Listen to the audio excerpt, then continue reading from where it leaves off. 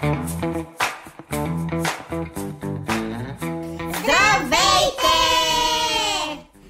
Аз съм Нанчо. Аз съм Марта. Аз съм Крисия. И това е нашето четвърто видео. Днес сме ви подготвили нещо много интересно. Темата на това видео ще бъде 10 интересни факта за кучетата. Тъй като Марта и Крисия вече имат много опит, ще ви оставят те да ви разкажат за тези факти, които направо ще ви гръмнат главите. А аз ще се видя с вас в края на видеото. Нека видеото започне сега. Първи факт! Кучетата имат усещане за времето. Доказано е, че кучетата разпознават разликата между час и 5 часа. Също могат да предсказват бъдещи действия, като регуларната им разходка.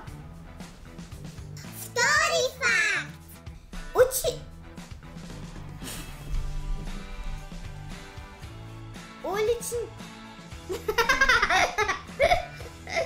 Уличните кучета в Русия са се научили да пътуват с метро, слизайки на определени спирки, за да търсят храна. Моето куче не съм го виждала да се вози в метро. А твоето? Нито пък моето. Моето се вози в багажника, не в метрото. Трети факт! Кучетата могат да подушат чувствата ви. Всъщност, обонянието на малките ни приятели е 100 000 пъти по-добро от нашето.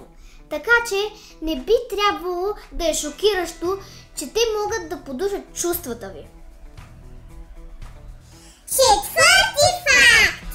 Кучетата не могат да се разпознават в огледало, за разлика от други животни. Прасетата, например, могат.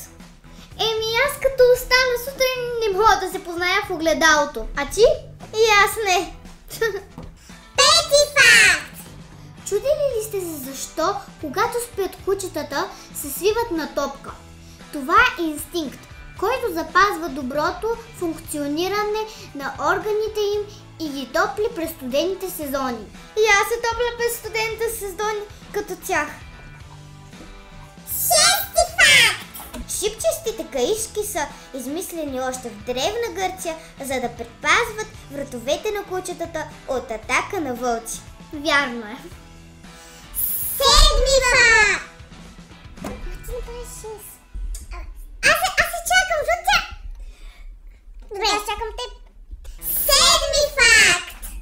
Отпечатъкът на носа на кучетата е толкова уникален, колкото и пръстовите отпечатъци на човека. Еха! Осми факт! Прозяването е заразно дори и при кучетата. Проучване показва, че когато чуят звука от прозяване, това предизвиква прозявка и от тяхна страна. И е 4 пъти по-вероятно да се случи, ако кучето познава човека, който се прозява. Девети факт! Кръвното може да спадне, когато се гушкате с кучето си. Същото ще се случи и при най-добрия ви приятел. Да, вече ми мина кръвното. Десети факт! Всички кученца се раждат слепи. Всички кучета се сляпат. Всички кученца се раждат слепи. Бонус 11 факт.